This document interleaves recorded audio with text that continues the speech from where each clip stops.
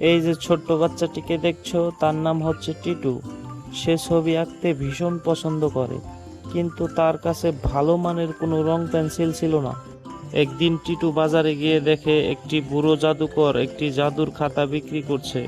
বুড়ো জাদুকর তাকে বলে, তুমি এই জাদুর খাতায় যা আঁকবে তাই জীবিত হয়ে উঠবে। টিটু খুশি হয়ে খাতাটি নিয়ে বাসায় চলে আসে। প্রথমে সে একটা ছোট্ট পাখি আঁকে। পাখিটি আঁকার সাথে সাথে পাখিটি জীবন্ত হয়ে ওঠে। এরপরে টিটু একদিন ভুলবশত তার খাতায় একটা ড্রাগন আঁকে, কিন্তু সাথে সাথে সেই ড্রাগনটি জীবন্ত হয়ে ওঠে এবং টিটু অনেক ভয় পায়। এরপরে টিটু তার গ্রামের সবাইকে নিয়ে একসাথে ড্রাগনটিকে ফেরত পাঠিয়ে দেয় এবং সে বুঝতে পারে সবাই মিলে কাজ করলে সেই কাজটা অনেক ভালো হয়। এরপরে টিটুর সব বন্ধুরা মিলে ম্যাজিক্যাল খাতায় ফলের ছবি এঁকে সেই ফল জীবিত করে তারা সবাই মিলে খেতে থাকে এবং অনেক আনন্দ করতে থাকে।